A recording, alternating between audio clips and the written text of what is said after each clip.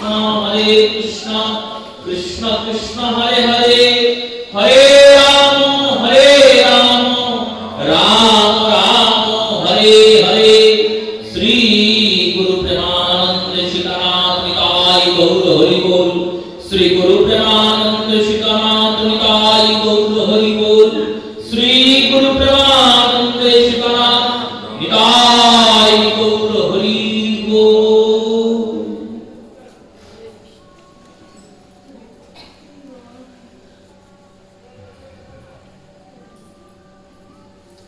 নারায়ণং নমস্কৃত্য নরং চৈব নরোত্তমং দেবীং সরস্বতীং ব্যাসং ততো জয়োমুদীরয়ে।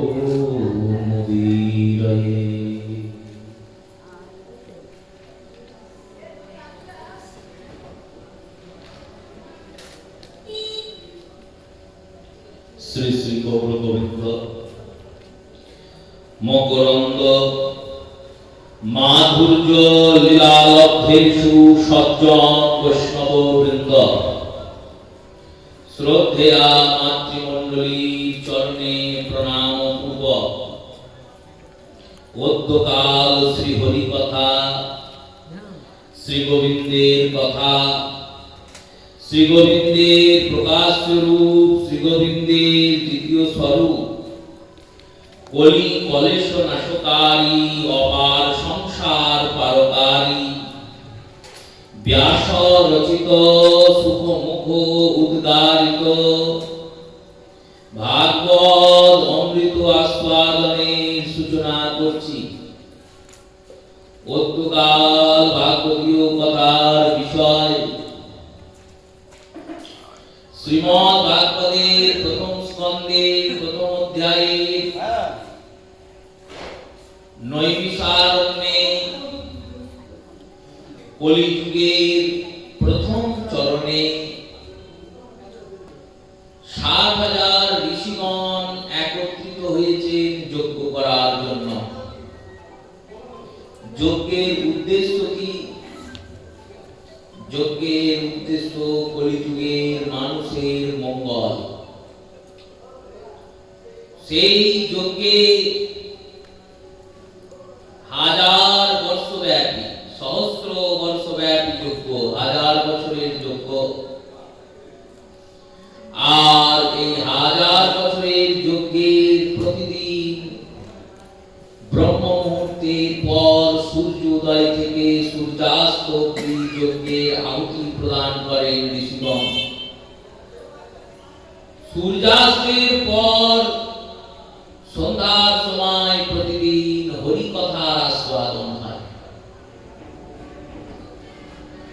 ১৮টি পুরাণ তো আমাদের, এই ১৮টি পুরাণেরই পারায়ণ নৈমিষারণ্যে হয়েছে। পদ্মপুরাণ, স্কন্দ পুরাণ, ব্রহ্ম পুরাণ, ব্রহ্মাণ্ড পুরাণ, ব্রহ্মবৈবর্ত পুরাণ, নারদ পুরাণ, ভবিষ্য পুরাণ, লিঙ্গ পুরাণ, শিব পুরাণ, বিষ্ণু পুরাণ, গরুড় পুরাণ, বায়ু পুরাণ, অগ্নি পুরাণ, আর সর্বশেষে শ্রীমদ্ ভাগবত মহাপুরাণ। এই ভাগবতের কথা সূচনা নৈমিষারণ্যেই হচ্ছে। ঋষিগণের মধ্যে প্রমুখ ৪ জন ঋষি সৎ, সনক, সনাতন, সনত কুমার। ৪ জন ঋষি আর তার পিছনে ৭,০০০ ঋষি বসে আছেন। এমতো সময়ে লোমহর্ষ সূত গোস্বামী পাদের আগমন হয়েছেন, যিনি মাত্র ১২ বছরের বালক, উগ্রসভার পুত্র। এই ১২ বছরের বালক সূত গোস্বামীকে ব্যাসাসনে বসানো হয়েছে। ঋষিরা তাকে ঘিরে বসেছেন। সনকাদি পরমহংসগণ এই সূত গোস্বামীকে জিজ্ঞাসা করেছে ৬খানি প্রশ্ন। তার মধ্যে সর্বপ্রথম প্রশ্ন করেছেন ভুরিনি ভুরি কর্মাণি শাস্ত্র যত কলৌ যুগে। দ্রব্যাস্য ভগবান প্রাপ্তের কিম কর্তব্য ভগবান। বিভিন্ন মত, বিভিন্ন পথ, বিভিন্ন কর্মকাণ্ড, কলিযুগে এই সমস্ত আচার আচরণের ভুরি ভুরি সমাধান হবে। কলিযুগে ভগবত ভজনের শুধু একটা পথ বা একটা মত থাকবে না, বহু পথ বহু মত হয়ে যাবে। আর এই বহু পথ বহু মত যখন হয়ে যাবে, তখন কোন পথে গেলে মানুষ অতি সুলভে ও সহজে কৃষ্ণ প্রাপ্তি করবে বা পরমাত্মার প্রাপ্তি করবে, সেই পথটি মানুষ উপলব্ধি করতে পারবে না। দুটি বা তিনটি পথ থাকলে দুটি তিনটি পথের মধ্যে যে কোনো একটি পথে গেলে গোবিন্দ প্রাপ্তি হলো, বাকি দুটিতে হয়তো দেরি হলো, বোঝা গেল। কিন্তু 100টা যদি পথ হয়, কোন পথে গেলে কৃষ্ণ পাবো? কলিযুগে তো এটাই হচ্ছে। দেখুন, এই কলিযুগে যা যা হবে সেই সমস্ত কথা কলিযুগের মানুষ চিন্তা করে না। যেমন সন্তানের আচরণ দেখে পিতামাতা যদি বিচক্ষণ হয়, মাই পিতামাতা হলে হবে না, ধৃতরাষ্ট্রের মতো পিতা হলে হবে না। ওই ধৃতরাষ্ট্রের বংশেই একজন পিতা ছিলেন, তার নাম ভরত, যিনি দুষ্মন্তের পুত্র। এই ভরতের 7 জন পুত্র ছিল। ভরতের 7 জন পুত্র, 7 জন রাজপুত্র, রাজা ছিলেন। 7 জন পুত্রকে ভরত দিনরাত পরীক্ষা করেন, কারণ ভাবি রাজা তো এদের মধ্যে একজন হবে। এই গোটা বিরাট বড় পৃথিবী ভারতবর্ষ, সেই অখণ্ড ভারতবর্ষের রাজা হচ্ছেন ভরত, শকুন্তলার দুষ্মন্তের পুত্র। তার 7 জন পুত্রের মধ্যে যে কোনো একজনই ভরতের পর রাজা হবেন।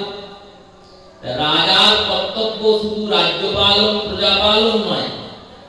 রাজার কর্তব্য হচ্ছে তার মতো আরেকজন উত্তরসূরি তৈরি করে যাওয়া, যাতে পরবর্তীকালে প্রজারা শান্তি ও সন্তুষ্টিতে থাকতে পারেন। 7 জন পুত্রকে দিনরাত পরীক্ষা করেন। পরীক্ষা করে করে চিন্তন করলেন, এরা কেউ আমার পরে সিংহাসনে বসার যোগ্য নয়। ঋষিপুত্র ভরতরাজ ঋষির পুত্রকে দত্তক নিয়ে তাকে সিংহাসনে বসালেন। এইরকম যদি বিচক্ষণ পিতামাতা হয়, যার মধ্যে মায়া মমতা মোহন থাকা সত্ত্বেও বিবেকটা জাগ্রত আছে, এই বিবেক জাগ্রত পিতামাতা হলে তারা সন্তানের আচার আচরণ দেখে বুঝতে পারে সন্তান ভবিষ্যতে কেমন হবে। আর যদি ধৃতরাষ্ট্রের মতো পিতামাতা হয়, তাহলে সন্তান খারাপ হলেও সেই সন্তানের গুণ সে গাইবে। গোটা পৃথিবী তার নিন্দা করে, কিন্তু ধৃতরাষ্ট্র নিন্দা করে না।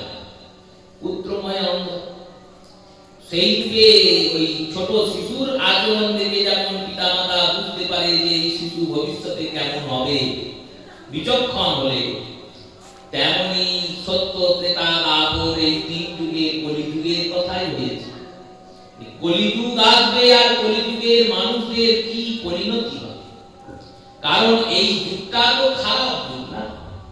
কলি শব্দের অর্থ অন্ধকার, অন্ধকারের আচ্ছন্ন যুগ এটা। এই যুগে ভালো তো কিছু নেই। এবার খারাপের মধ্যে যদি থাকেন, কাজলের গুহায় যদি আপনি বাস করেন, আপনার গায়ে তো কালি লাগবে, কারণ গোটা গুহাটাই তো কাজল দিয়ে তৈরি। তেমনি এই কলিযুগের সর্বত্র অধর্ম আর পাপ বিরাজিত। এমন কোন স্থান নাই যেখানে অধর্ম নাই, আর এমন কোন স্থান নাই যেখানে পাপ নাই। প্রদীপের তলায় যেমন অন্ধকার থাকে, তেমনি ওই কলিযুগের সর্বত্র অন্ধকার বিরাজিত। এই অন্ধকারচ্ছন্ন যুগ কলিযুগ। এই যুগের সবথেকে বড় দোষ কি জানেন? কি দোষ? ভগবত বিমুখতা, ভজন বিমুখতা। ভগবানের প্রতি বিমুখতা মানে ভগবানকে ভক্তি না করা। ভগবানকে ভক্তি না করা তো এক হলো ভক্তি না করা। এই যুগে আপনি ভগবানের ভজনকারী ব্যক্তিকে খুঁজে পাবেন না। ভজনকারী ব্যক্তিদেরকে আপনাদেরকে টেনে টেনে নিয়ে আসতে হবে, হাত ধরে ধরে নিয়ে আসতে হবে। কিন্তু ভজন থেকে উৎপাদন যখন ফসলটি আসবে তখন সেই ফসলের গ্রহণের জন্য সবাই আসবে। দৃষ্টান্ত দিয়ে মহাজনগণ বলছেন, যখন হরিকথা হবে তখন যদি 100 জন লোক আসে, যেদিন মহোৎসব হবে সেদিন 10,000 লোক আসবে। কারণ ওই হরিকথাটা আসল নয়, হরিকথার ফসলটা হচ্ছে মহোৎসব। শেষে গিয়ে তো ওটাই হবে। শেষে যখন ওটা হবে, খিচুড়ি যখন খাওয়াবে তখন লোকের অভাব হবে না। কিন্তু খিটা চুরি করে দিয়ে গোবিন্দের সঙ্গে যোগ করার মতো সময় চিন্তা ভাবনা কোন রকম ভাবই আমাদের হৃদয়ে যায় না। মহাভারতে ব্যাসদেব বলেছেন, দেখো দুর্যোধন হচ্ছেন কলির অবতার।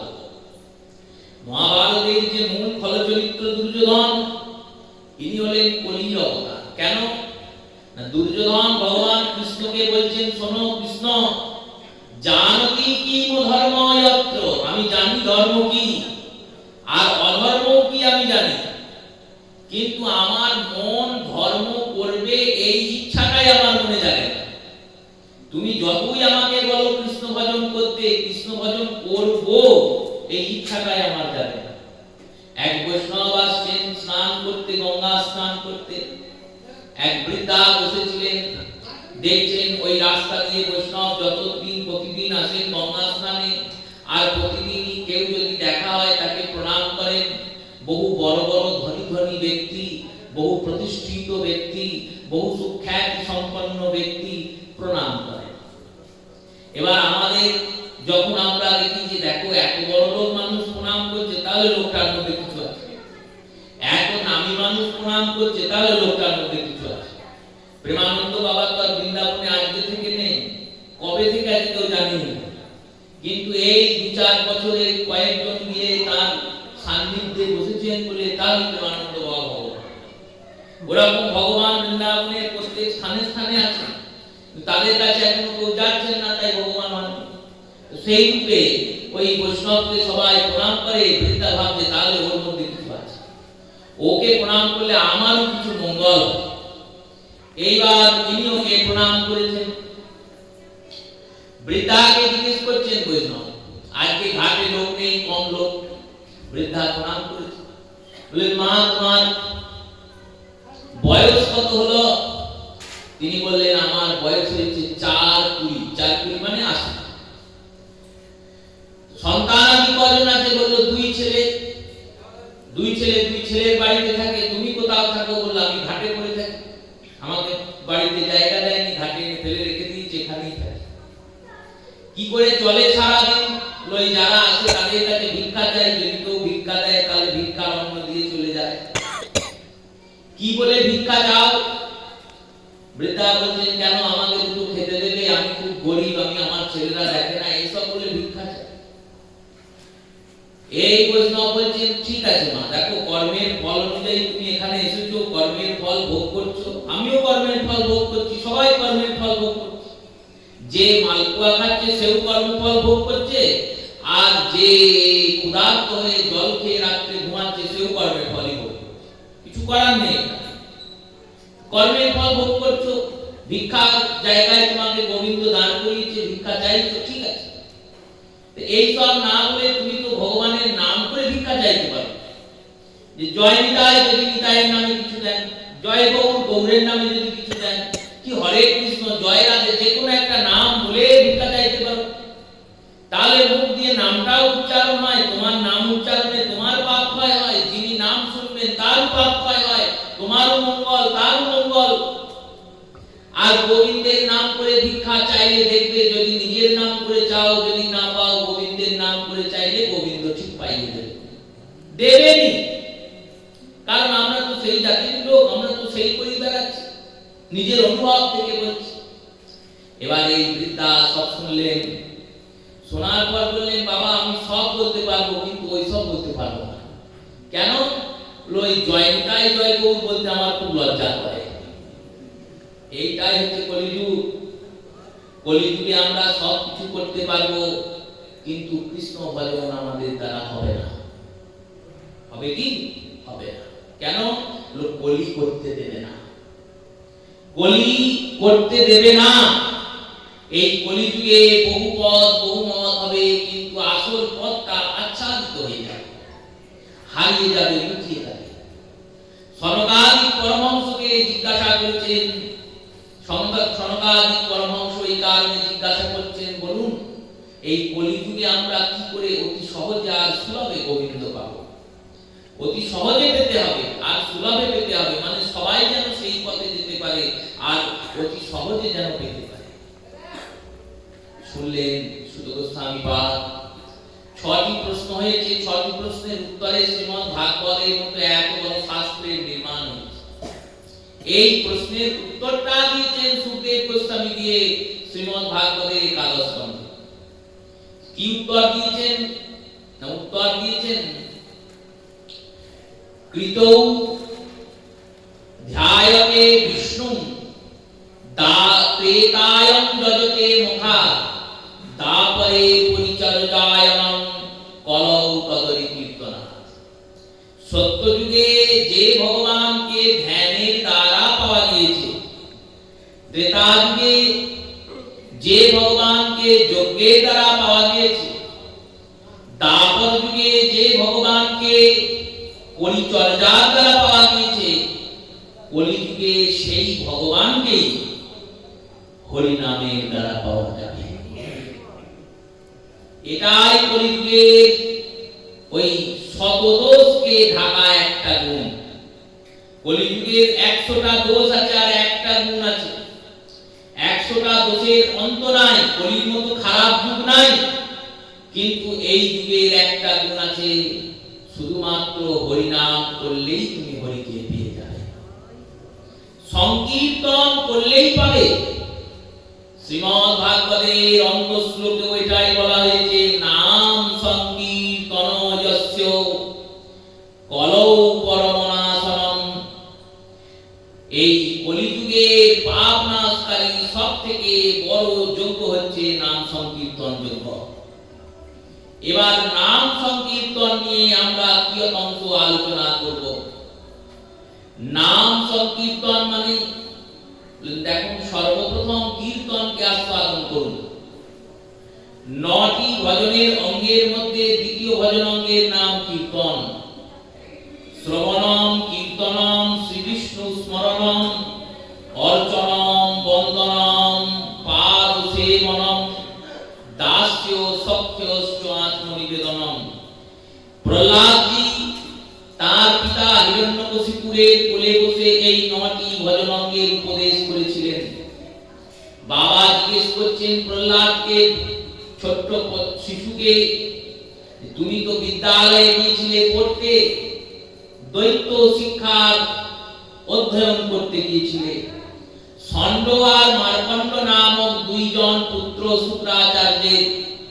শুক্রাচার্যের 2 পুত্রের নাম ষণ্ড আর মার্কণ্ড, আর একজন কন্যা, তার নাম দেবযানী। এই দেবযানীর বিবাহ হয়েছিল যযাতির সঙ্গে, আর যযাতির পুত্র হলেন যদু। শুক্রাচার্যের বংশ এটা। এই শুক্রাচার্যের 2 জন পুত্র ষণ্ড আর মার্কণ্ড। এই ষণ্ড আর মার্কণ্ডের কাছে তোমাকে পাঠিয়েছিলাম পড়তে। তুমি পড়াশোনা করে এসেছো, কি করে এসেছো বাবা? প্রহ্লাদ বললেন, আমি পড়ে এসেছি যে শ্রবণ কীর্তন, বিষ্ণু স্মরণ, অর্চনা বন্দনা, ভগবানের সেবা করা, দাস্যতা গ্রহণ করে ভগবানের দাস চিন্তন করা, সখ্যতা গ্রহণ করে সখার মতো ভগবানকে ভালোবাসা, আর নিজের ধন মন জীবন যৌবন শরীর কায় মন বাক্য সব গোবিন্দকে নিবেদন করা। আত্মনিবেদন মানে সব দেব, কিছুটাই আর থাকবে না বাকি, তবেই তো আত্মনিবেদন হবে। আত্মশব্দের অর্থ যা সব, একবারে আত্মাটাও গোবিন্দে, শুধু দেহটা নয়, শুধু মনটা নয়, শুধু বাক্যটা নয়, শুধু সম্পদ সম্পত্তি নয়, সব গোবিন্দে। বসু রামচন্দ্র নামক মহাপ্রভুর একজন পরিকর ছিলেন। আর এই বসুরামানন্দের যিনি পিতামহ ছিলেন তার নাম হচ্ছে রামচন্দ্র খান। এই রামচন্দ্র খান একটি গ্রন্থ লেখেন, গ্রন্থের নাম গোবিন্দ লীলামৃত। এই গোবিন্দ লীলামৃত গ্রন্থের প্রথম পাতাটা পড়ে মহাপ্রভু খুব আনন্দিত হয়েছিলেন আর খুব কেঁদেছিলেন, আর বলেছিলেন এই রচনা একমাত্র ভক্তই করতে পারে। কি লিখেছেন প্রথম পাতায়? প্রথম মঙ্গলাচরণের আগে উপবন্ধনে লিখে দিয়েছেন বসুরামানন্দের পিতামহ রামচন্দ্র খান, কৃষ্ণের চরণে মই জন্ম জন্ম দাস, মই মোর বংশ সমেত করিল সম্পাদ। কৃষ্ণের চরণের আমি দাস, আর আমি আর আমার যত বংশ পরে জন্মাবে তারা সবাই এই দাসত্ব বৃদ্ধি করবে, কারণ জীবের স্বরূপ হয় কৃষ্ণের নিত্য দাস, তটস্থা মায়া শক্তি ভেদাভেদ প্রকাশ। মহাপ্রভু বললেন এই ভক্তই বলতে পারে, আর কেউ বলতে পারে না। তাই দাসতা, সত্যতা, আত্মনিবেদনতা, এই নটি হচ্ছে ভগবানকে পাওয়ার পথ। এই নটির মধ্যে যে কোনো একটি পথ ধরলেই গোবিন্দকে পাওয়া যাবে, যে কোনো একটি পথ। কেউ সাধে এক, কেউ সাধে বহু অঙ্গ, নিষ্ঠা করে সাধিলে জাগে প্রেমের তরঙ্গ।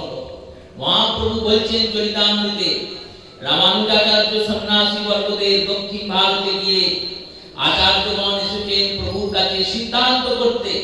প্রভুকে এসে বলছেন, প্রভু এই নবদা ভক্তির মধ্যে নটাকে তো সাধনা করা সম্ভব নয়, কারণ আমরা কলির জীব, সন্ন্যাসী যারা, সাধু যারা, ত্যাগী যারা, মহাত্মা যারা, তারাই পারবেন না। গৃহস্থ তো দূরস্থ ব্যক্তি যারা দিন রাত কৃষ্ণ ভজন করার জন্য সন্ন্যাস ত্যাগাদি গ্রহণ করেছেন, সেই সন্ন্যাস ত্যাগাদি গ্রহণকারী ব্যক্তিগণ তারাই নটি অঙ্গ যাজন করতে সক্ষম নন।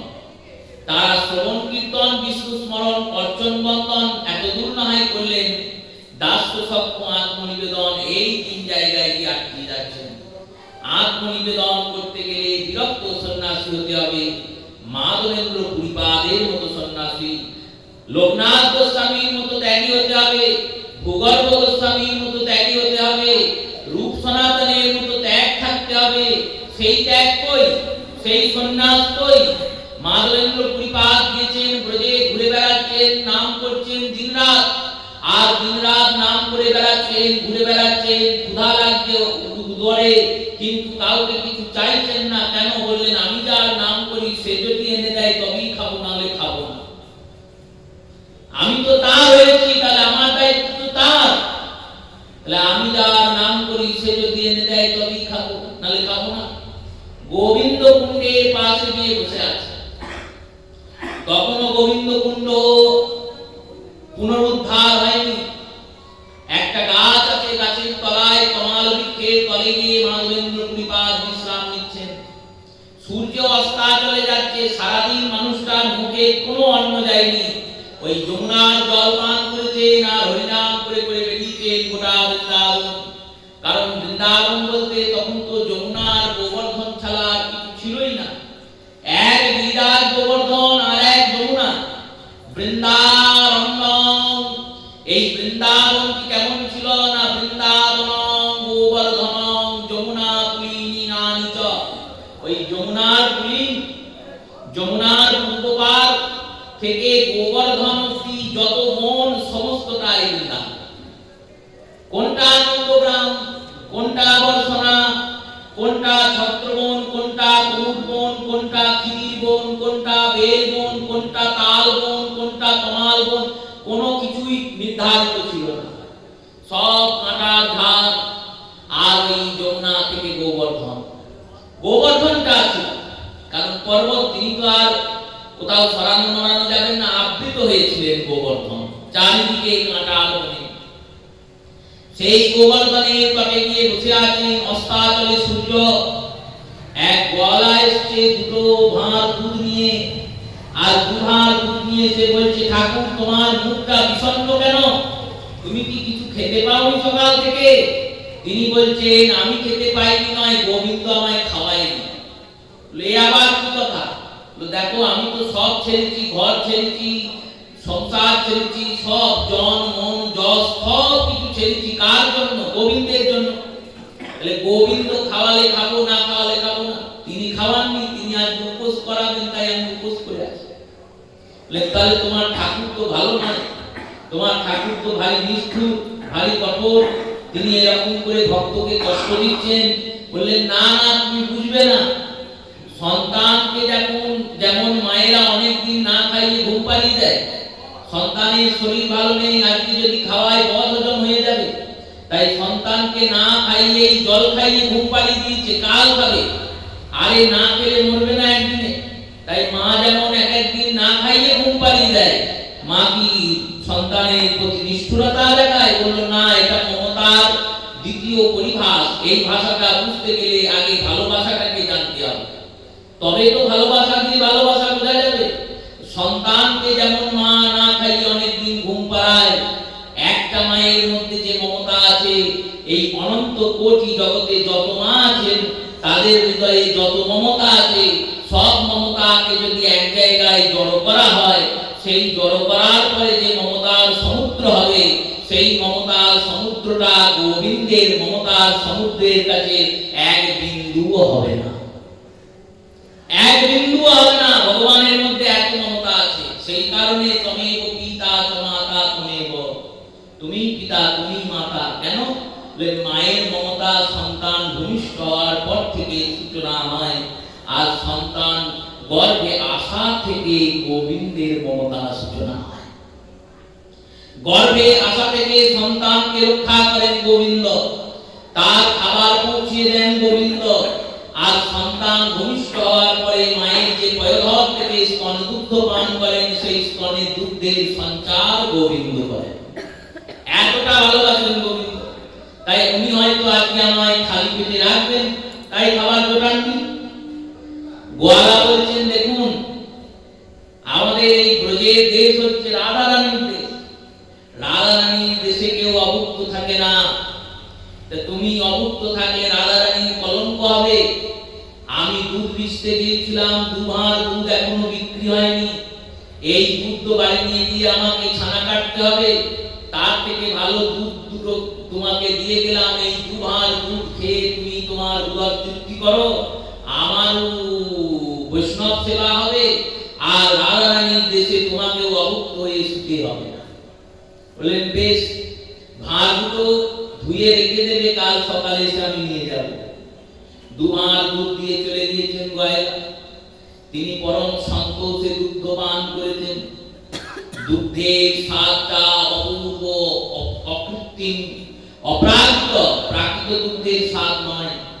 কারণ দুগ্ধ পান করা মাত্র তার ভজনের বৃদ্ধি হয়েছে।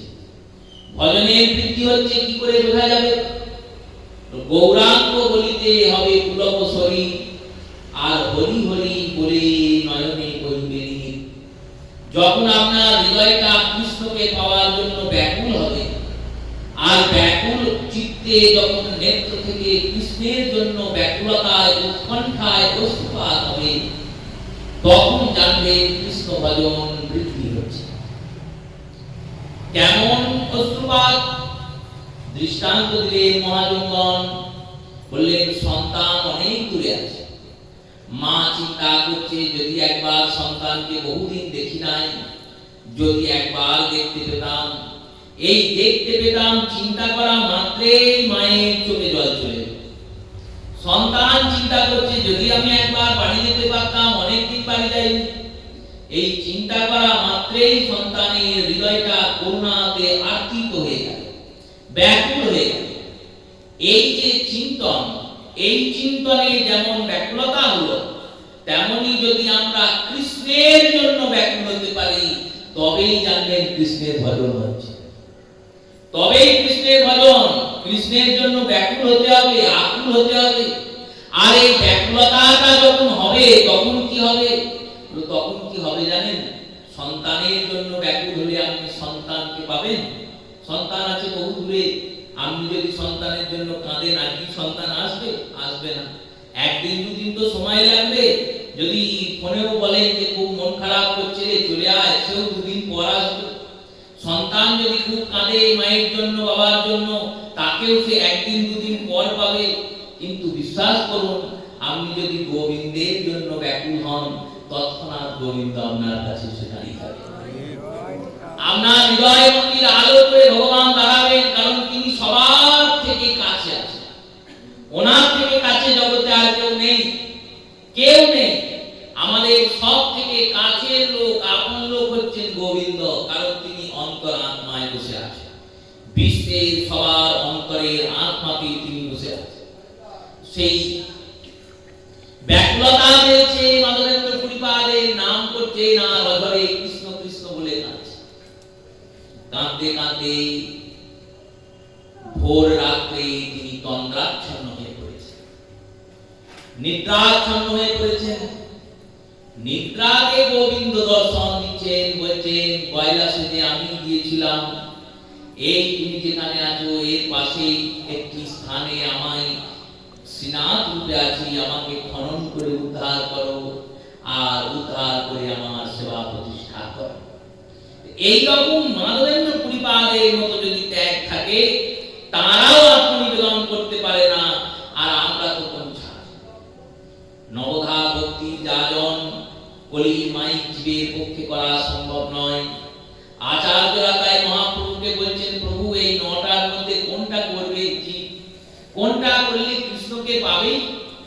মহাপ্রভু বললেন, কেউ সাধে এক, কেউ সাধে বহু অঙ্গ, নিষ্ঠা করে সাধিয়ে জাগে প্রেমের তরঙ্গ। দেখো, একটা ভজন অঙ্গ যদি সাধনা করো নিষ্ঠা করে, নিষ্ঠা শব্দের অর্থ কি? নিষ্ঠা শব্দের অর্থ সুদৃঢ় শ্রদ্ধা। সুদৃঢ় শ্রদ্ধা মানে সুদৃঢ় নিশ্চয়। এই সুদৃঢ় নিশ্চয়টা কেমন? যেটাকে সাধন করছো সেটার প্রতি অনন্য বিশ্বাস। কতটা বিশ্বাস? যেমন বিশ্বাস করে আমরা নৌকাতে উঠে মাঝি হাতে নিজের জীবনটাকে রেখে দিই। মাঝি নৌকাটা নিয়ে পার করবে না ডোবাবে তো জানি না, নৌকায় উঠেছি জানি মাঝি ঠিক পার। এই রকম ভাবে বিশ্বাসটা রাখতে হবে ওই ভজন অঙ্গের উপর। নিষ্ঠা করে সাধিলে জাগে প্রেমের তরঙ্গ। যিনি শ্রবণ করছেন তিনি শ্রবণেই কৃষ্ণ পাবেন, কিচ্ছু করতে হবে না, শুধু শুনতে শুনতেই গোবিন্দ পাওয়া যাবে। কিন্তু শোনাটা শোনার মতো হতে হবে, শ্রবণটা শ্রবণের মতো হতে হবে। যতক্ষণ কৃষ্ণ কথা শুনবো, ততক্ষণ কৃষ্ণ চিন্তন করতে করতে কৃষ্ণ কথা শুনতে হবে।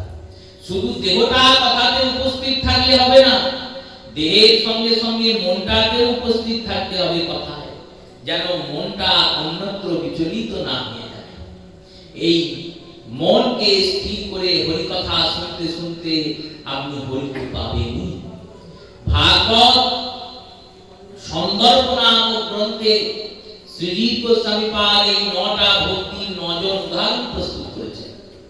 বলেছেন, দেখো, শ্রবণশ্চ পরীক্ষিত কীর্তনেশ্চ সুখ, বিষ্ণু স্মরণে প্রহ্লাদ, অর্চনে পিতুরাজন, বন্দনেশ্চ ব্রহ্মায় পাদ সেবনে কমলা, দাস্য পবন নন্দনশ্চ সখেশ্চ অর্জুন, আত্মনিবেদনয়ে ব্রজাঙ্গনা, ইত্বানবধা ভক্তি নদিষ্টন্ত মূল হরিপাদস্তপাক্তম। দেখো, শ্রবণ করে পরীক্ষিত রাজা কৃষ্ণ পেলেন। পরীক্ষিত রাজা কিছু করেননি, সারা জীবন রাজত্ব করেছেন। আর যেই শুনেছেন ব্রহ্ম সাপ হয়েছে, 7 দিন পর আমি মারা যাব, 7 দিন পর আমাকে সর্বদংশন করবে, এই শোনা মাত্র তিনি 7 দিন 7 রাত্রি শুধু হরি কথা শুনে গেছেন। তাই শ্রবণ করে পরীক্ষিত রাজা কৃষ্ণ পেয়েছেন। আর 7 দিন 7 রাত্রি সুখদেব কীর্তন করে গেছেন, হরি কথা বলে গেছেন। তাই কীর্তনে সুখ। বিষ্ণু স্মরণে প্রহ্লাদ, প্রহ্লাদজি শুধুমাত্র ভগবানকে স্মরণ করে গেছেন দিন রাত। দিন রাত শুধু শ্রীহরিকে চিন্তন করেন চিত্তে। এই চিন্তন করতে করতে যখন সেই সময়টা এসেছে যে যে সময় প্রহ্লাদজি চলে যাবেন সেই সময় চিন্তনটা হরিচিন্তন, আর হরিচিন্তনে কি হয়েছে বলল হরিকেই লাভ হয়েছে। এটাই তো নিয়ম। মনটা যদি আমার গোবিন্দে থাকে তাহলে মৃত্যুর পর আমি গোবিন্দকে পাবো। আর গোবিন্দ ব্যতীত, কৃষ্ণ ব্যতীত মন যেখানেই থাকবে সেইখানে থাকার জন্য আমাকে আবার সংসারে আসতে হবে। কৃষ্ণ ব্যতীত যেখানেই মন থাকবে, একমাত্র কৃষ্ণে মন থাকলে কৃষ্ণকে পাওয়া যাবে। তাই বিষ্ণু স্মরণে প্রহ্লাদ, অর্চনে পৃথুরাজন, অর্চনায় পৃথুরাজন, বন্দনায় ব্রহ্মা, পাদ সেবনে লক্ষ্মী, দাসে হনুমানজি, আর সক্ষতে অর্জুন, আত্মনিবেদনে ব্রজগোপী। কেউ সাধে এক, কেউ সাধে বহু অঙ্গ, নিষ্ঠা করি সাধিতে জাগে প্রেমের তরঙ্গ। তাই এই একটি একটি অঙ্গ সাধন করে তারা পেয়েছেন। কীর্তনে সুখদেব কি নাম কীর্তন করেছিলেন? বললেন না না, সুখদেব তো গোবিন্দের কথা কীর্তন করেছেন। শ্রীরূপ গোস্বামী পাদ ভক্তি রসামৃত সিন্ধু গ্রন্থের দক্ষিণ লহরীতে 64 প্রকার ভজন অঙ্গের মধ্যে কীর্তন অঙ্গের ব্যাখ্যা করে বললেন, নামস্য রূপস্য লীলা গুণ কীর্তনম অতঃ কীর্তন উচ্যতে। ভগবানের নাম করাটা কীর্তন, ভগবানের লীলা বলাটাও কীর্তন, ভগবানের রূপের বর্ণনা করাটাও কীর্তন, ভগবানের গুণের বর্ণনা করাটাও কীর্তন। এই কীর্তন শব্দের অর্থ হলো নাম করা, লীলা বর্ণনা করা, রূপ বর্ণনা করা, গুণ বর্ণনা করা। এবারে কীর্তনের মধ্যে নাম আছে। ভগবানের নাম করাটা যদি কীর্তন হয় সেটা হলো নাম কীর্তন। যেমন লীলা যখন কীর্তন হবে তখন লীলা কীর্তন, রূপের কীর্তন হলে রূপ কীর্তন, গুণের কীর্তন হলে গুণ কীর্তন। তেমনি হরিনাম, ভগবানের নাম করাটা নাম কীর্তন। শ্রীমদ্ ভাগবতে অনেক জায়গায় নাম কীর্তন আছে। সুখদেব গোস্বামী পাদের আগে যখন গোকর্ণের উপাখ্যান হচ্ছে, সেখানে সনকাদিক ঋষি যখন কথা করছেন, সেখানে শ্রীকৃষ্ণ গোবিন্দ হরে মুরারি নামস্ত কীর্তনায় ত্রায়তে। শ্রীকৃষ্ণ গোবিন্দ হরে মুরারি হে নাথ নারায়ণ বাসুদেব, এই কীর্তন করতে করতে জ্ঞান আর বৈরাগ্য হরিদ্বারে উপস্থিত হয়েছিলেন। সেখানেও নাম কীর্তন। সুখদেব গোস্বামী পাদ বহু জায়গায় ভগবানের নামে কীর্তন করেছেন। গোপীরা যখন ভগবানের গোপী গীত গাইছেন, সেখানেও ভগবানকে বিভিন্ন প্রকারে নাম কীর্তন করে ডেকেছেন, নাম করে ডেকেছেন। রাসে অন্তর্ধান হওয়ার পর রাধারানী বিরহ কাতরা হয়ে যখন বসে আছেন, গোপীরা গিয়ে উপস্থিত হয়েছেন, সেখানে শ্রীমতী রাধারানী গোবিন্দকে 7টা নাম ধরে ডেকেছেন, আর 7টা নাম থেকে সপ্ত দেবালয় সৃষ্টি হয়েছে বৃন্দাবনে। হে নাথ রমণ পৃষ্ঠ কাশী কাশী মহাভুজ, এই শ্লোকে যে 7টি নাম আছে ভগবানের, 7টি নাম থেকে সপ্ত দেবালয়ের সৃজন হয়েছে। তাই নাম কীর্তন, ভগবানের নাম করা। কিন্তু কলিতে মহাপ্রভু নিয়ে এলেন। মহাপ্রভু বললেন, দেখো তুমি তার নাম ধরে ডাকছো, ডাকতেই পারো, কিন্তু তিনি তো আর তোমার খুব কাছে নেই, অন্তরাত্মায় আছেন ঠিকই, কিন্তু অন্তরাত্মাকে দেখতে গেলে তোমার ওই আত্মাটাকে অনেকটা উঁচুতে যেতে হবে, তবে তুমি অন্তরাত্মায় কৃষ্ণ উপলব্ধি করবে। এই অন্তরাত্মাকে আমরা যে ভুবনে বসে আছি, এই ভুবনের উপরে 7টা ভুবন আছে, মানে 7টা জগৎ আছে। ভূলোক, স্বলোক, মোহলোক, তপলোক, জনলোক, ব্রহ্মলোক। এই 7টা ভুবনের উপরে আছে বৈকুণ্ঠ। বৈকুণ্ঠের উপর আছে বিরজা নদী, আর বিরজা নদীর উপরে আছে গোলক। সেই গোলক বৃন্দাবনে রাধা গোবিন্দ আছে। এবার তুমি ডাকছো ভগবানের নাম ধরে, সেই ডাকটা অত দূর অব্দি পৌঁছাবে? বললো না, অত দূর অব্দি পৌঁছাতেও পারে, না পৌঁছাতেও পারে। সবার গলা তো আর আমার মতো নয় যে চিৎকার করে করলেই সবাই শুনতে পাবে। গলার যার জোর আছে তার নামটা পৌঁছালো, যার গলায় জোর নেই সেই নাম কি করে পৌঁছাবে? মহাপ্রভু বললেন তাহলে এক কাজ করো। কি কাজ? সবাই মিলে ডাকো। যখন সবাই মিলে ডাকবে না, তখন কি হবে? বললো সবার আওয়াজ এক হয়ে গোবিন্দের কানে ঠিক পৌঁছাবে। এই যে সবাই মিলে নাম ধরে ডাকা ভগবানের, এই সবাই মিলে ডাকার নামই হলো সংকীর্তন। কীর্তন আর সংকীর্তনের মধ্যে তাই পার্থক্য। সমবেত কীর্তন, ভজন সমবেত হয়ে হওয়ার অধিকার চিন্তা মহাপ্রভু আসার আগে ছিল না। প্রভু আসার আগে কেউ ভাবতে পারেনি যে সবাই একসঙ্গে গোবিন্দ ভজন করা যায়। সবাই ভাবতো নিজের নিজের ঘরে বসে আসনে বসে কৃষ্ণ চিন্তন করব, কৃষ্ণের নাম জপ করব, কৃষ্ণের নাম কীর্তন করব, এটাই ভজন। প্রভু বললেন না না, যদি সবাই মিলে হরি কথা শুনে হরিকে পেতে পারে। পেয়েছেন গোকর্ণের যে উপাখ্যান, সেখানে গোকর্ণজি যখন দ্বিতীয় বছর কথা বলেছেন তখন প্রত্যেকের জন্য রথ এসেছে আর প্রত্যেকে বৈকুণ্ঠে গিয়েছে, কারণ সবাই কৃষ্ণ কথা শুনেছে।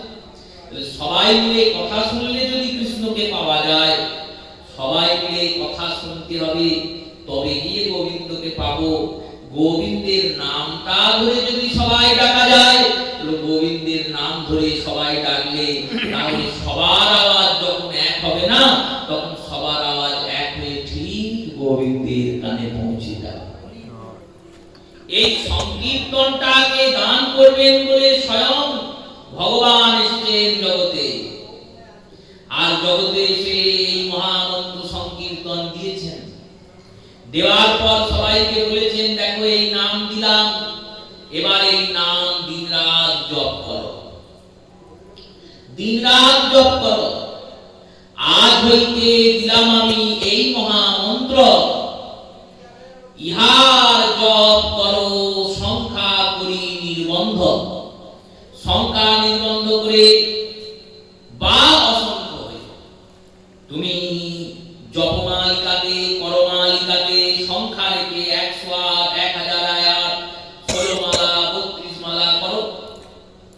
আর যদি জপমালা করমালা না থাকে তাহলে উচ্চ ঈশ্বরে নাম করো।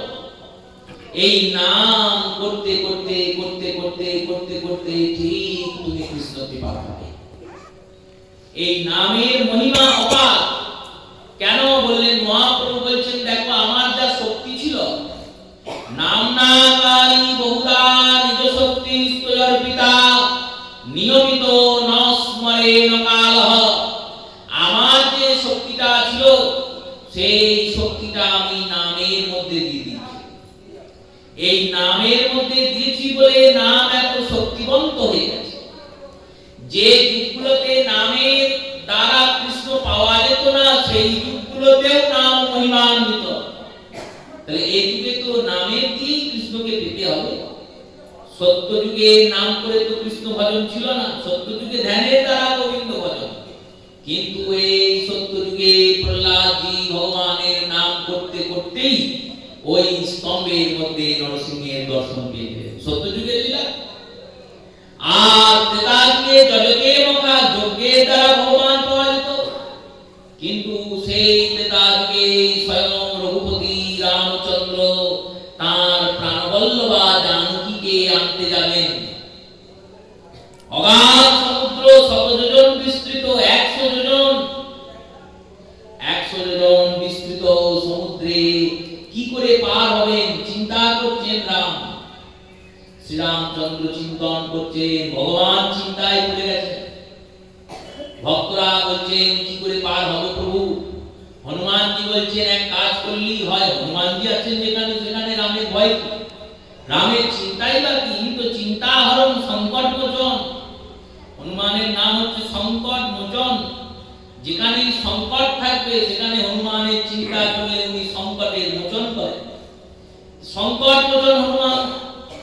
এই সংকট যখন এসেছে, সমস্যা যখন হয়েছে, সমস্যার নিবৃত্তির জন্য তো হনুমানজি আছেন।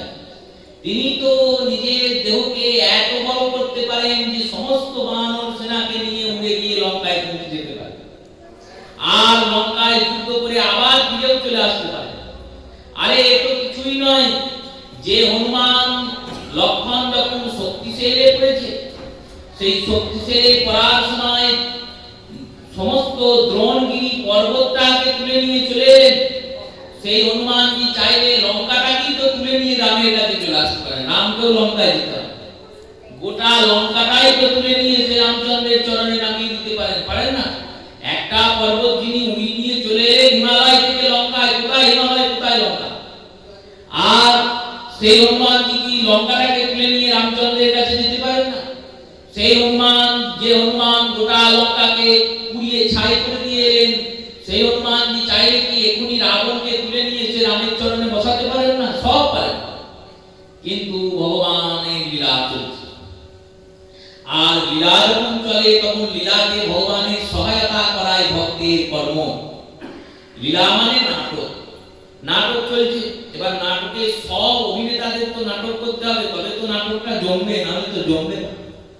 সীতা দেবীও তো নাটক করছে, সীতা দেবীকে হরণ করা কি রাবণের ক্ষমতা আছে? কিন্তু নাটক করতে হবে, জগৎকে দেখাতে হবে। সেই রূপে ভগবান রামচন্দ্র তিনি চিন্তাগ্রস্ত করেছেন। হনুমানজি বলছেন, প্রভু আপনাকে আর লক্ষণকে আমি ঘাড়ে করে নিয়ে যাই। রামচন্দ্র বললেন, নিয়ে তো যাওয়াই যায়, কিন্তু ওইভাবে গেলে তো হবে না, সিদ্ধান্ত স্থাপন হবে। দেখো, শ্রী রামচন্দ্র হচ্ছেন পরমাত্মা, আর লক্ষণ হচ্ছেন জীবাত্মা, আর সীতা হচ্ছেন ভক্তি। ভগবানকে ভক্তির কাছে যেতে হবে, অথবা ভক্তিকে ভগবানের কাছে আসতে হবে, তবেই জীবের মুক্তি হবে, তার আগে হবে না। ভগবান ভক্তির কাছে যাবেন, ভক্তি তামসিক গুণের আবৃত হয়ে আছে, সেই তামসিক গুণাচ্ছন্ন লঙ্কায় সীতা দেবী পড়ে আছেন, তো তাই সীতাকে উদ্ধার করতে আমায় দিতে হবে নরলীলার মতো। উদ্ধার করবেন কি করে? বলো, সন্তরণ করে তো সাঁতার কেটে তো যাওয়া যাবে না, আর নৌকা তৈরি করতে বসলে অনেক দিন সময় লেগে যাবে, কারণ রামচন্দ্রের হাতে সময় বেশি নেই। 14 বছর বনবাস, তার মধ্যে 13 বছর পার হয়ে গেছে। 13 বছর পার হয়ে তবে রাবণ হরণ করেছেন সীতাকে। এই সীতা উদ্ধার করে রাবণকে বধ করে তিনি যদি 14 বছরের মধ্যে না ফেরেন দশরথের ভবন সেই অযোধ্যায়, তাহলে ভরত বলেছে, দাদা 14 বছর পার হয়ে যদি একটা দিনও বেশি হয়, আমাকে তুমি আর খুঁজে পাবে না, আমি প্রাণ রাখবো না, স্বর্গীতে গিয়ে প্রাণ বিসর্জন করবো। কিরকম ধর্ম সংকট! এই ধর্ম সংকট থেকে উদ্ধারের উপায় কি? জাম্বুয়ান এলেন, বললেন, দেখুন প্রভু, আমাদের এই দলে দুজন ইঞ্জিনিয়ার আছে, বিশ্বকর্মার পুত্র, বাবার গুণ পেয়েছে। বিশ্বকর্মার 2 পুত্র আছে, বানর রূপে জন্মিয়েছে, একজনের নাম নল আর একজনের নাম নীল। এই নল নীল শিশুকালে সাধুদের জিনিসগুলো নিয়ে গিয়ে পুকুরে ছুঁড়ে ছুঁড়ে ফেলে দিত। সাধুরা অভিশাপ দিয়েছিল যে তোমাদের হাত থেকে যে জিনিসই তোমরা জলে ফেলবে সেই জিনিস ডুববে না, ভাসেই বেড়াবে। তো এরা যদি পাথর ফেলে তাহলে সেই পাথর ভাসবে। ওই ভাসমান পাথরগুলোকে যদি একত্রিত করে একটা সেতু তৈরি করা যায়, তাহলে সেই সেতু দিয়ে আমরা সবাই পার হয়ে চলে যাব। নলি পাথর নিয়ে আসছেন, ফেলছেন, 2-1টা পাথর ভাসছে, 2-1টা ডুবে যাচ্ছে, কারণ পাথরের তো কর্মই। হনুমানজি বলছেন, প্রভু ডুবে যাচ্ছে তো, এ তো তাও কাজ হচ্ছে না, কি করা যায়? বিভীষণ আর হনুমান চিন্তন করছেন। চিন্তন করতে করতে হনুমান বললেন, আমি একটা উপায় পেয়েছি। কি উপায়? না, পাথরের উপর রাম নাম লিখলেন, আর রাম নাম লিখে যেই পাথরটা ছুঁয়েছেন জলে, পাথরটা আর ডুবছে না, ভেসে বেড়াচ্ছে। বিভীষণ বললেন, এ কি করে হলো? নলনীল যখন ছুঁড়ে ফেলবে তাদের নয় অভিশাপ আছে, সেই পাথর ভাসবে। সবারই তো আর অভিশাপ নেই, সবাই তো আর সেই ক্ষমতাধারী নয়। নল আর নীল সেই ক্ষমতাধারী, কিন্তু আপনি পাথরটা ছুঁড়ে ফেললেন, সেই পাথরটা জলে ডুবলো না, ভেসে বেড়ালো। এই রকম করে হলো? রামচন্দ্রকে ডেকে আনা হয়েছে, দেখবেন আসুন, হনুমান যে একটা পাথর ছুঁড়ে ফেলেছেন, জলে ডোবেনি, ভেসে বেড়াচ্ছে, কোনোভাবেই ডুবছে না। রামচন্দ্র এলেন, দেখলেন, হনুমানকে বললেন, কি করে হলো? হনুমান বললেন, প্রভু, এই সাগর যেমন না অনন্ত অসীম অগাধ স্রোত বিস্তৃত।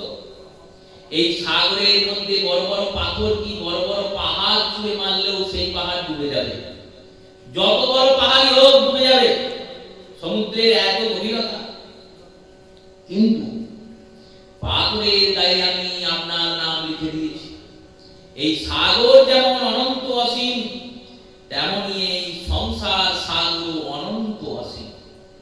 এই অনন্ত অসীম সংসার সাগরে মায়ার ঢেউ আমাদের বারবার তুলছে আর আছাড় মেরে ফেলছে। কখনো স্বর্গে রাখে, কখনো নরকে ধায়, রাজদণ্ড দিতে রাজা জলেতে চুয়া। একবার সুখ দিচ্ছে তো একবার দুঃখ দিচ্ছে, একটা দিন ভালো যাচ্ছে তো একটা দিন খারাপ যাচ্ছে। এই সাগর, এই মায়ার সাগরেও আমরা বারবার আছাড় খাচ্ছি আর ডুবছি, বারবার মোহমায়াতে ডুবে ডুবে মরছি।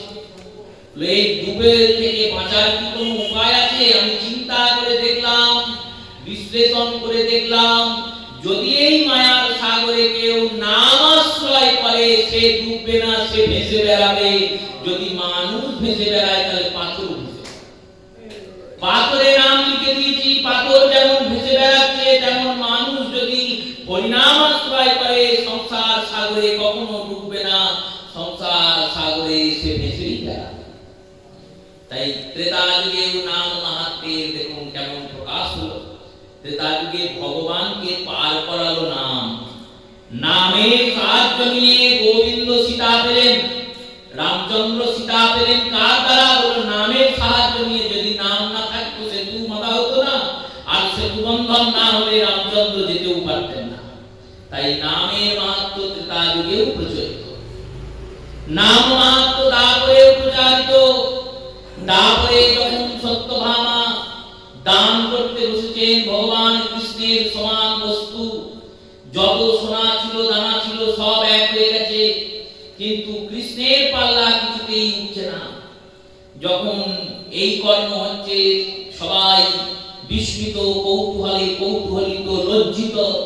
রূপকিনী, সত্যভামা, নগ্নজিতা, লক্ষণা, কালিন্দী, মিত্রবৃন্দা, ভদ্রা, সমস্ত মহিষীগণ 16,108 জন স্ত্রী ভগবান কৃষ্ণের, প্রত্যেকের পৃথক পৃথক মহলে, প্রত্যেকের পৃথক পৃথক রত্ন ভান্ডার আছে। সেই সমস্ত রত্ন ভান্ডারের রত্ন, হীরা, মণি, মাণিক্য, জহরত, সোনা যত কিছু আছে সব এনে দাঁড়ি পাল্লার একদিকে রাখা হয়েছে, কিন্তু তাতেও কৃষ্ণের পাল্লা উঠছে না। কারণ কৃষ্ণ তো বিশ্বম্ভর। কৃষ্ণের ওজনটা তো শুধু দৈহিক ওজন নয়, গোটা বিশ্ব ব্রহ্মাণ্ড গোবিন্দের। গোটা বিশ্ব ব্রহ্মাণ্ডের যা ওজন হবে গোবিন্দেরও তাই ওজন। গোবিন্দের ওজন তো সেই রকমই বিশ্বম্ভর।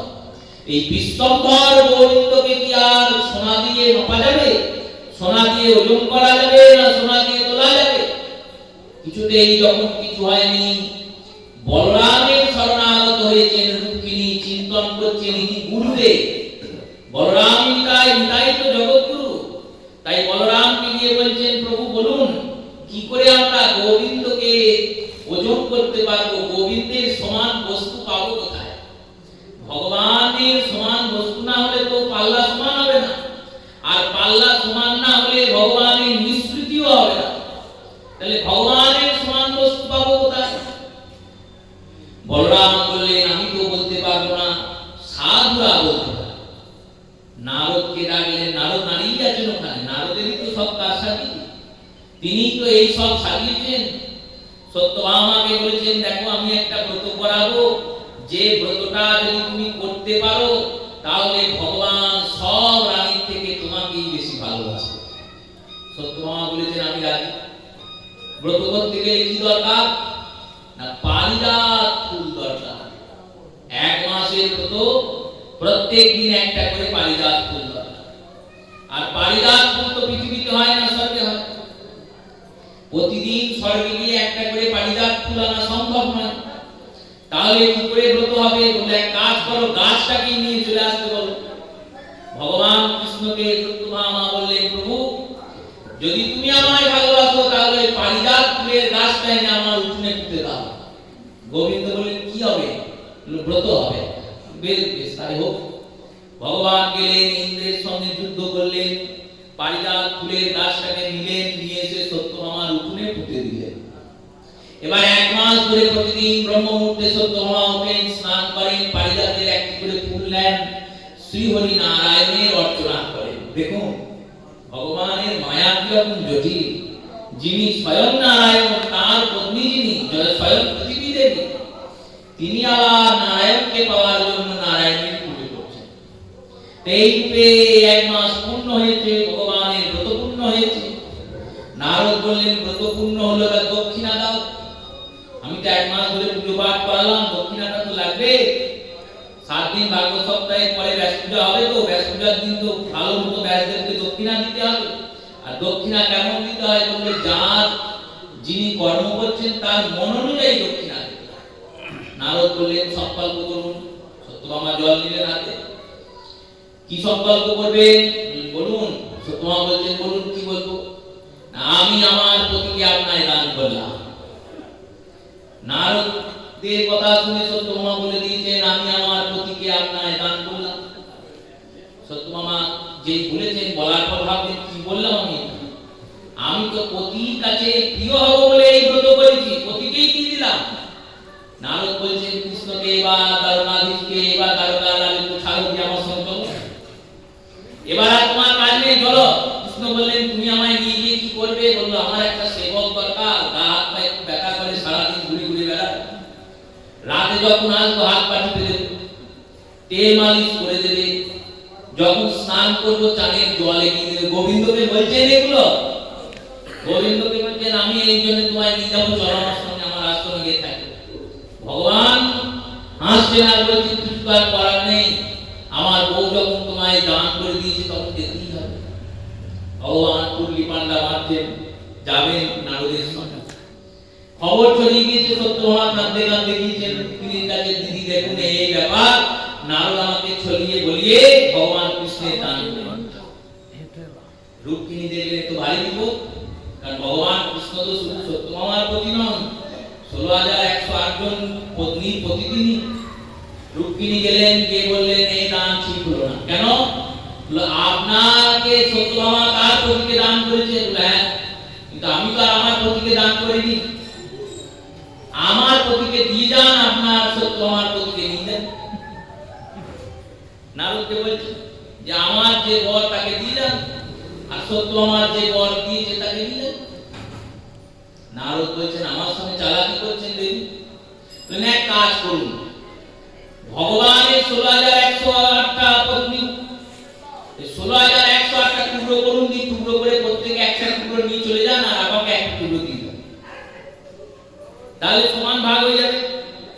আমি আমার ভাগটা নিয়ে চলে যাবো, 16,107টা আমরা ভাগ করে নিয়ে চলে যান। কেউ হাত নিয়ে যান, কেউ পা নিয়ে যান, কেউ চোখ নিয়ে যান। রুক্মিণী দেখলেন ভারী বিপদ, নারদ ছাড়বে না। কোনো কি উপায় নেই? বললে, হ্যাঁ উপায় আছে, ভগবানের সমান জিনিস দিলে আমি ছেড়ে দেব। ভগবানের সমান জিনিস দিন, নিয়ে চলে যান। এই হচ্ছে পূর্ব লীলা। সত্যভামা বললেন, আমি গোবিন্দের সমান সোনা দেব। দাঁড়িপাল্লায় গোবিন্দকে বসিয়েছে, আর একদিকে সোনা দিয়েই যাচ্ছেন, পাল্লা ওঠে না। কারণ ধন, ধন্য, পণ্ডিত্য, যশ এর দ্বারা তো কৃষ্ণকে পাওয়া যায়। ধনে কুলে পাণ্ডিত্যে কৃষ্ণ নাহি মেলে, কৃষ্ণ বলে কাঁদিয়ে পরে তবে কৃষ্ণ মেলে। মহাপ্রভু বলেছেন, তুমি যদি কৃষ্ণ বলে কাঁদতে পারো তখন তুমি কৃষ্ণকে পাবে। তুমি কি ধন দান করবে, কি তোমার বংশ পরিচয় গোবিন্দের সামনে দিয়ে রাখবে, কি পণ্ডিতের পাণ্ডিত্যকে গোবিন্দের সামনে রাখবে। সমুদ্রকে কি জলদান করা যায়? সমুদ্রকে জলদান করে লাভই বা কি? আর সমুদ্রে জলদান করতে যাওয়া মূর্খের কর্ম। এত বড় জল সাগর, যে তাকে তুমি কি জল দেবে? সেই রূপে গোবিন্দকে তুমি কি দেবে? গোটা জগৎটাই তোমার। কিন্তু আমরা মূর্খের মতো নিজেদের অহংকার, আত্মঅহংকারকে তুষ্টি করার জন্য ভাবি আমরা গোবিন্দকে দিলাম, গোবিন্দকে আমরা এই দিলাম ওই দিলাম, এটা ভাবি। তাকে কি দেবো? দেওয়ার মতো কি কিছু আছে? চিন্তা করছেন জগৎ, বললেন না, একটা জিনিস আছে, সেটা দিতে পারো। কি দিতে পারি? তোমার শরীরের মধ্যে তোমার যে মনটা আছে, ওই মনটা তুমি গোবিন্দকে দিতে পারো, ওইটা সব থেকে দামি। ওইটা যদি কৃষ্ণকে দিয়ে দাও, ওই কৃষ্ণ প্রসন্ন। কিন্তু ওটা তো আমরা দিতে পারি না। ওইটা বাদ দিয়ে যা যা থাকে সব। সত্যভামা রুক্মিণী যখন অধৈর্য হয়ে গেছে, নারদজিকে জিজ্ঞাসা করেছেন। নারদ বলেছেন, এক কাজ করুন, তুলসীর পাতা নিয়ে আসুন। তুলসীর পাতাতে কৃষ্ণ নাম লিখুন, আর কৃষ্ণ নাম লিখে ওই তুলসীর পাতাটা চাপিয়ে দিন। তুলসীর পাতাতে চন্দন দিয়ে কৃষ্ণ লেখা হয়েছে, আর কৃষ্ণ লেখার পরে যেই না চাপানো হয়েছে, অমনি গোবিন্দের পাল্লাটা উঠে গেছে, আর এই পাল্লাটা নেমে গেছে। সবাই বললেন, তাহলে নামে বিজয় হলো। রুক্মিণী, সত্যভামা এরা বললেন, হয়তো ওই ওজনটুকু বাদ ছিল, ওই ওজনটা যেই করেছে অমনি ওজন পাল্টিয়ে গেছে। যেমন দৃষ্টান্ত দিয়ে দেখুন, একটা দাঁড়িপাল্লাতে সবজি ওজন করছে এক সবজি বিক্রেতা। সেই সবজি দাঁড়িপাল্লায় যদি একটা মাছি বসে, সবজি বিক্রেতার কি কোনো অসুবিধা হবে? হবে না। কেন বলো? মাছিটার কি ওজন? কিন্তু ওই মাছিটা যদি সোনা ওজন করছে, যে স্বর্ণকার তার দাঁড়িপাল্লায় দিয়ে বসে, যে স্বর্ণকার সোনা ওজন করছে, সেই স্বর্ণকারের দাঁড়িপাল্লায় গিয়ে একটা মাছি বসেছে, কি হবে বলো? সঙ্গে সঙ্গে উড়িয়ে দেবে। কেন বলো? দাঁড়িপাল্লায় ওইটুকু মাছি ওজনই অনেক অনেক টাকা তার চলে যাবে। সেই রূপে হয়তো ওই তুলসী পাতাটার টুকু ওজনটাই কম ছিল, যেই ওজনটা দিয়েছি অমনি গোবিন্দের পাল্লাটাকে উঠে দিচ্ছি। বেশ, তাহলে দেখো কি করা যায়। সব নামিয়ে দাও, সোনা দানা হিরে জহরত যা ছিল সব নামিয়ে দেওয়া হলো। ভগবান পাল্লার একদিকে বসে আছেন, আর একদিকে ওই তুলসী পাতাতে কৃষ্ণ নাম লেখা আছে। ওই নাম লেখা পাতাটা চাপানো হয়েছে, যেই চাপানো হয়েছে গোবিন্দের পাল্লা উঠে গেছে, আর নামের পাল্লাটা নেমে গেছে। নাম দিয়েই ভগবানকে কেনা যায়, নাম দিয়েই ভগবানকে পাওয়া যায়, নাম দিয়েই ভগবানকে মাপা যায়। তারপরেও নামের সিদ্ধতা এলো। আর বলো তদরি কীর্তনা, কলিযুক্ত নামের যুগ। এর থেকে সহজ পন্থা, সুলভ পন্থা আর কিছু নেই। তাই সেই সংকীর্তন পিতা মহাপ্রভু যে হরিনাম আমাদের দিয়ে গেলেন, সেই হরিনামে যাতে আমরা রত থাকতে পারি, হরিনাম করতে করতে হা গৌর প্রাণ গৌর বলতে বলতে নিতাই গৌরের চরণে যাতে যেতে পারি, এই অভিলাষ নিতাই গৌরের চরণে জানিয়ে প্রত্যেক শ্রোতা মাতা ভক্ত বৈষ্ণব চরণে প্রণাম পূর্বক গদ্যকাল হরিকথা অবসর দিলাম। শ্রী গুরু প্রেমানন্দ